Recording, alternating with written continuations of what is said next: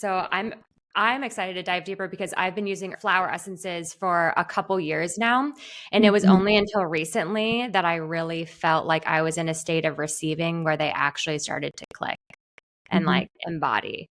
And on that note, you have a lot of information on your site on Lotus Way, Mhm. all about what flower essences are. And you have a lot of beautiful metaphors in regards to the aura Mhm. of flower essences and how when you create a flower essence, like that aura almost becomes a part of you.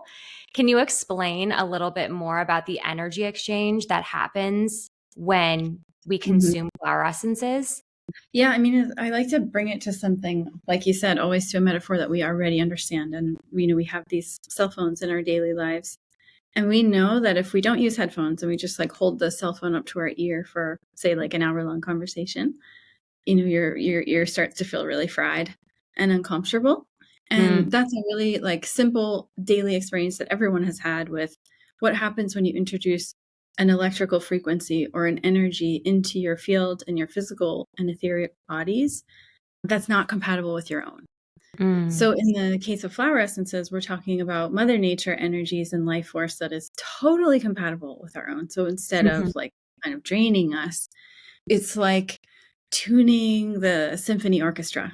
If there's mm. certain frequencies that are out of range or just a little off due to our stressful lifestyles, then the flowers will harmonize things and make everything really clear. And so they're not really making us anything that we're not already. It's Mhm. more like they're tuning all the different instruments of our body if we were an orchestra making music. And in that way, it returns us to our true nature and us at our best, which, when we're at our best, we are loving and peaceful and kind. Yeah, I found that when I started to use flower essences, I really started to understand the interconnectivity and the mirroring that occurs within nature and us. I mean, obviously, like Mhm. everyone came from the earth and we all came from the stars, even though that sounds esoteric and woo. And so it's like that's all interconnected. And so it makes sense that it's like bringing us back to source. It's bringing us back to Mhm. our, like you said, our truest, purest potential. Yeah, and we know that as kids, right? Like you Mm. play in trees and flowers and everything's fascinating when you're a kid. Everything's like full of wonderment and curiosity and like the earth is genuinely a paradise. I mean, if you remember, right, when you're a kid Mm.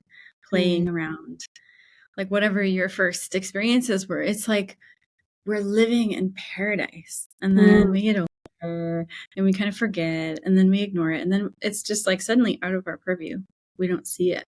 But if we Mhm. turn our attention back toward like what you said, Mother Nature as a mirror, that what we're drawn to is meaningful. Like we go into a flower shop and maybe we think it's arbitrary, but it's not. Like the flowers that we're drawn to in that moment are exactly what we need for healing.